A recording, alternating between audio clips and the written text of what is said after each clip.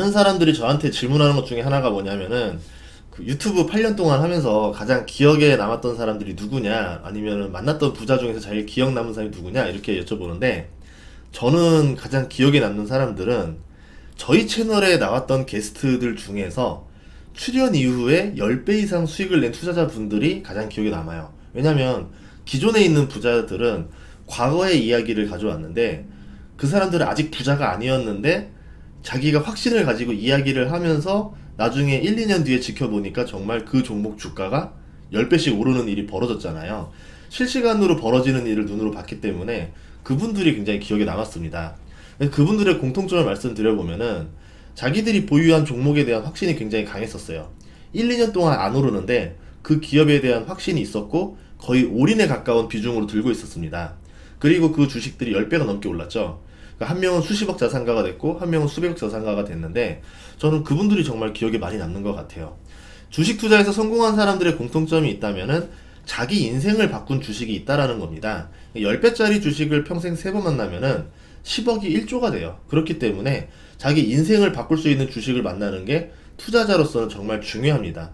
워렌 버핏도 소수 주력 종목만 들고 있는 장기 투자자로 유명하잖아요. 버핏이 세계적인 부자가 될 수 있었던 거는요, 자신의 인생을 바꾸는 주식들을 여러 개 가지고 있었기 때문에 그렇거든요. 버핏의 투자 철학을 보면은 안전마진 꽁초 투자로 유명한 벤저민 그레이엄이 70%고 성장주 투자자인 필립 피셔가 30%입니다. 본인 입으로 그렇게 말을 했었어요. 그러니까 버핏은 투자를 하면서 자신의 철학을 수정해 나갔다라는 거죠. 버핏의 투자는 진화했고 오랫동안 주식시장에서 살아남을 수 있는 비결이었던 게 그런 이유였던 겁니다. 버핏의 인생을 바꿨다고 볼 수 있는 주식 3가지를 제가 이야기하려고 하는데요. 워렌 버핏 웨이라는 책은 버핏의 투자 철학을 가장 깊게 이해한 로버트 헤그스트롬이 쓴 책입니다. 전세계 200만 독자가 읽었던 명서죠. 이번에 30주년 최신 개정판이 나왔는데 이 책에 나온 내용을 바탕으로 제가 3가지 주식을 이야기해 보도록 하겠습니다. 버핏의 주식 스승은 벤저민 그레이엄입니다. 그러니까 꽁초 투자로 알려져 있는데 이는 좋은 의미가 아니에요. 그러니까 사양산업이어도 시가총액보다 순연금이 많은 기업에 투자를 하는 게 그레이엄의 투자 철학입니다. 그런데 기업은 기본적으로 물건을 팔아서 수익을 내는 곳입니다. 그런데 그것을 보지 않고 회사가 그동안 벌었던 자산을 안전마진으로 보고 투자하는 방식은 사업가와는 거리가 멀죠. 회사의 시가총액이 1000억인데 회사가 가진 현금, 부동산, 자산에서 부채를 뺀 순자산 가치가 2500억이다. 이 회사를 산 사람은 1500억의 이득을 얻게 된다. 이것이 안전마진의 개념이거든요. 그런데 이 안전마진의 단점이 있습니다. 회사가 앞으로 계속 적자를 보면 어떻게 될까요? 자산이 계속 줄어들겠죠. 어떤 사람들은 그런 말 할 거예요. 그러면 빨리 사업을 정리하면 되지 않느냐라고 말하는데, 사업이라는 거는 계속됐을 때 가치가 존재하는 것들이 많습니다. 그래서 사업을 갑자기 중단할 수도 없어요. 나중에는 순자산이 시가총액보다 적어질 수도 있습니다. 반대로 회사의 이익이 성장하면은 순자산이 나날이 늘어나겠죠. 시간이 지나면 시가총액보다 순자산이 더 많아지는 순간이 오고 투자자는 미래에 확실한 이익을 얻게 되는 겁니다. 버핏의 철학이 이렇게 전환되도록 도운 사람이 찰리 먼거인데요. 1971년 말 버크셔가 대주주였었던 블루칩 스탬프라는 회사가 있었어요. 여기 투자 고문이 시스캔디를 매입하세요 라면서 조언을 했습니다. 당시 호가가 4천만 달러였었어요. 그리고 그 회사의 보유 현금이 1000만 달러였습니다. 그러니까 실질적으로는 3000만 달러가 시세라는 거죠. 문제는 장부가치 3배 가격에 매수를 해야 되는 상황이라는 거죠. 버핏은 그레이엄의 투자 원칙에 위배된다며 회의적이었습니다. 안전마진이 없기 때문에 너무 리스크가 있다 이렇게 판단한 거죠. 하지만 먼거는 버핏한테 어떻게 말했냐면, 워렌 버핏 당신이 생각하는 높은 가격이 좋은 거래입니다 라면서 설득을 했어요. 결국 버핏은 2500만 달러를 제안했고 그렇게 인수가 되었습니다. 먼거는 나중에 이 일을 버핏이 품질을 보고 돈을 지불한 첫 번째 사례였다 라고 회고합니다. 시스캔디는 대전의 성심당 같은 회사거든요. 지역의 명물이에요. 품질 면에서는 최고로 평가받는 강력한 브랜드를 가지고 있습니다. 인수 후에 22년 동안 세전 수익 19억 달러를 배당했어요. 버핏은 이 투자로 2500만 달러를 투자해서 19억 달러를 배당받았으니까 엄청난 수익을 낸 거죠. 그런데 버핏은 이 투자에서 돈 외에도 많은 것을 얻게 됐습니다. 복리의 교훈을 알게 됐어요. 2500만 달러를 투입해서 22년간 19억 달러를 벌었습니다. 이 돈은 다른 기업을 인수할 수 있는 자금원이 됐죠. 또 강력한 브랜드의 가치를 깨닫게 됐어요. 이후에 브랜드를 깨달은 버핏은 자신의 인생 주식 2개를 투자하는데 결정적인 계기가 됐습니다. 그 두 번째 주식이 코카콜라였는데요. 코카콜라 투자는 워렌 버핏 투자 철학이 가장 잘 반영된 기업이에요. 버핏은 코카콜라를 1988년부터 1990년까지 집중적으로 사들였는데요. 코카콜라를 매수했던 1988년 당시에 PER 15배로 시장 평균보다 30% 더 비쌌습니다. 장부 가치보다는 5배가 더 비쌌어요. 그 때문에 스승을 배신했다는 말도 나왔습니다. 버핏은 4년 후에 버크셔 연례보고 회의에서 가치는 단순한 배수로 결정되는 것이 아니라 미래 현금 흐름을 할인한 현재 가치로 결정됩니다 라고 대답을 해요. 그러면 버핏은 왜 코카콜라를 산 걸까요? 현재 가치로 계산을 해봐도 미국채 30년물 수익이 9%거든요. 보통 이거를 무위험 수익률이라고 하는데 이걸로 계산을 해보면 기업 가치가 92억 달러가 나옵니다. 당시 시가총액이 60% 더 비싼 상태였죠. 그러면 생각을 해봅시다. 시장에서 코카콜라 주가가 고평가에 거래된다는 것은 무슨 뜻일까? 미래 가치가 있다라는 뜻이죠. 1981년부터 1988년까지 이익이 연평균 17.8%씩 성장했었어요. 굉장한 고성장을 했던 겁니다.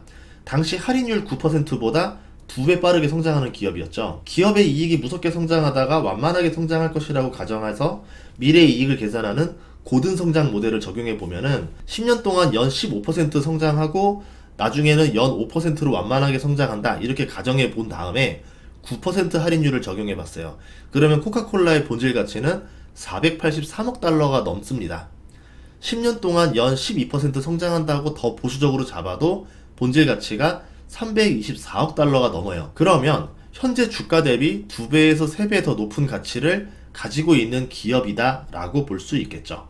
그렇기 때문에 미래 가치를 봤을 때는 비싼 기업이 아니라는 겁니다. 버핏이 코카콜라를 매수하기 전에 1980년 후 훌륭한 경영자인 로베르토 고이수에타가 경영을 맡게 됩니다.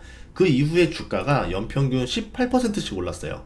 버핏이 일찍 샀더라면 1982년에 0.7달러 이하에 살 수 있었겠죠. 하지만 좀 비싸게 샀습니다. 주식을 3달러에 사게 됐거든요. 그런데 버핏이 주식을 산 1988년 전년도인 1987년에는 블랙먼데이가 있던 시절이에요. 코카콜라도 타격을 받았죠. 1년이 지난 상황에도 주가가 25%나 하락해 있었습니다. 버핏은 그 기회를 놓치지 않고 들어갔죠. 대부분 사람들은 노렸던 주식이 올라서 놓치면은 포기하거나 비싼 가격일 때 가장 고점에서 사는 버릇이 있는데 버핏은 기다렸다가 박앤세일 구간이 왔을 때를 놓치지 않고 샀습니다. 모두가 공포에 질렸을 때 방망이를 휘두를 수 있는 배포를 가진 사람이죠. 3달러에 휘두른 방망이는 현재 주가가 70달러니까 20배가 넘게 올랐고 현재 연 2달러씩 배당금을 받고 있습니다. 그리고 많은 사람들이 버핏이 코카콜라를 투자했다 그래서 성장주를 투자하지 않는다라고 생각하는데 버핏이 콜라 주식을 살 때 당시에는 코카콜라가 고성장 기업이에요. 코카콜라가 그 당시에는 엔비디아 같은 거였었습니다. 1974년부터 1987년까지 13년 동안 세계 인구가 10억 명이 늘었어요. 12년 만에 다시 또 10억 명이 늘어요. 엄청난 속도로 인구가 증가하고 있었고 헐리우드 영화를 타고 미국 문화는 전 세계로 뻗어갔습니다. 외국 사람들이 느꼈을 때 미국 문화는요, 코카콜라, 맥도날드, 나이키 같은 게 미국 문화였던 거예요. 그것들을 소비하면서 미국 문화를 즐기고 있었습니다. 그래서 그들은 그 브랜드를 좋아했던 거고 가격 인상에도 너그러웠던 겁니다. 강력한 브랜드를 발휘했던 거죠. 버크셔가 코카콜라에 투자한 10억 2300만 달러는요 10년 뒤인 1999년 말 기준으로 봤을 때 116억 달러로 11배가 증가했어요. 1000%의 수익률을 기록한 겁니다. 당시 S&P 500 지수에 투자했다면은 30억 달러밖에 안 됐을 건데 훨씬 더 효율 좋은 투자를 하게 된 거죠. 세 번째 주식은 애플인데요.